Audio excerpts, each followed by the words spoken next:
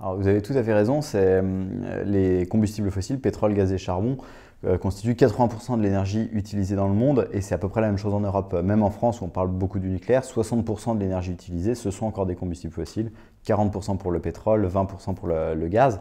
En fait, ça vient des propriétés intrinsèques de ces combustibles qui sont extrêmement faciles d'accès. Ils ont une fonction de stock intégrée, c'est-à-dire que quand vous avez 1 kg de charbon ou 1 litre de pétrole, vous pouvez le garder 1 heure, 1 semaine, un mois et l'utiliser quand vous voulez. Contrairement à d'autres sources d'énergie ou vecteurs énergétiques qui n'ont pas ces propriétés-là. L'électricité, par exemple, est très difficile à stocker. Donc quand vous produisez de l'électricité, il faut la consommer en même temps.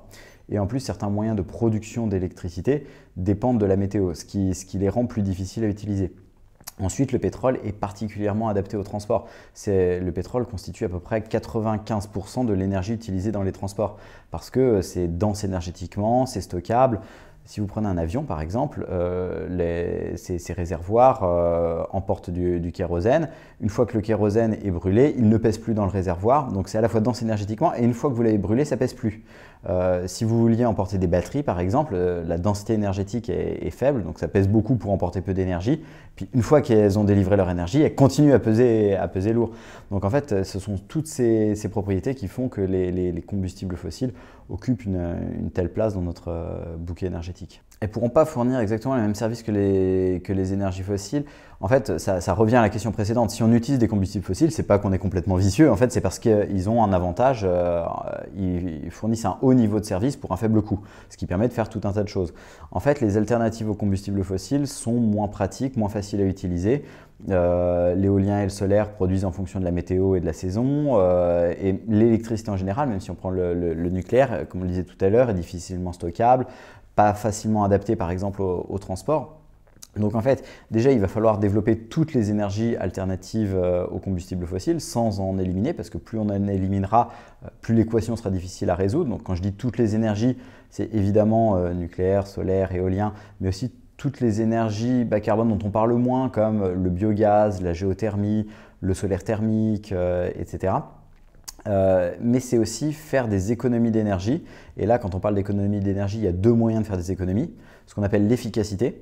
Le niveau de service est inchangé, par contre on consomme moins parce que le système est mieux conçu. Par exemple, un moteur de voiture aujourd'hui consomme moins pour une voiture même puissance, vraiment tout pareil, qu'un moteur d'il y a 40 ans parce qu'on a fait des progrès dans les motorisations. Si vous isolez un bâtiment, en chauffant toujours à la même température, il consommera moins parce qu'il est mieux isolé. Ça, c'est de l'efficacité. Et l'autre moyen d'économiser de l'énergie, c'est la sobriété, c'est accepter à l'échelle individuelle ou collective, des concessions pour moins consommer. Donc par exemple, se dire qu'on va aller moins loin en vacances, qu'on va acheter une petite voiture plutôt qu'une grosse voiture, moins chauffer son logement. Et donc en fait, pour réussir à boucler l'équation et se passer des combustibles fossiles, il va falloir jouer sur ces trois tableaux, l'efficacité, la sobriété et développer toutes les énergies alternatives. Et je pense qu'il faut si on élimine une ou plusieurs des énergies bas carbone, il faudra aller plus loin sur l'efficacité et la sobriété. Et il faut être aussi assez vigilant quant à ce qu'on peut attendre à la fois des énergies bas carbone, qui ont leurs limites, industrielles, d'acceptabilité de gisements mobilisables. Par exemple, on ne peut pas faire des quantités illimitées de biogaz, il y a une certaine quantité de matière mobilisable. Mais il y a aussi des limites sur la sobriété qui dépendent de ce que la population accepte. Et donc ça va dépendre aussi de la façon dont on va présenter la sobriété à la population. Et je pense qu'il faut être assez prudent dans tous ces leviers-là pour ne pas en attendre des choses qui pourraient décevoir. En fait, si on regarde les émissions d'un Français, le premier poste d'émission, la moitié à peu près des émissions, ce sont les produits importés. C'est-à-dire qu'il y a l'essentiel des choses qu'on utilise ne sont pas produites en France. Par exemple, la caméra qui nous filme là, probablement pas été produite en France, elle a probablement été produite en Asie, importée. Donc c'est tout un tas de gaz à effet de serre qui ont été mis à l'étranger, mais pour servir la consommation française. Donc là, pour jouer là-dessus, l'un des enjeux, c'est de moins consommer, mieux consommer, c'est de faire durer les produits. Donc plutôt que de changer son smartphone tous les ans ou tous les 2 ans, essayer de le faire durer. Pareil pour les ordinateurs, pour les vêtements, etc. Donc essayer de faire durer les produits, les réparer. Ensuite, si on regarde les émissions sur le territoire français, le premier poste d'émission, ce sont les transports. Donc évidemment éviter de prendre l'avion parce que ça c'est ce qui émet le plus, mais ensuite dans les transports du quotidien, privilégier quand c'est possible évidemment les transports en commun, les pieds, le vélo à la voiture. Quand on doit prendre la voiture, essayer de covoiturer, donc vraiment un gros enjeu sur les transports.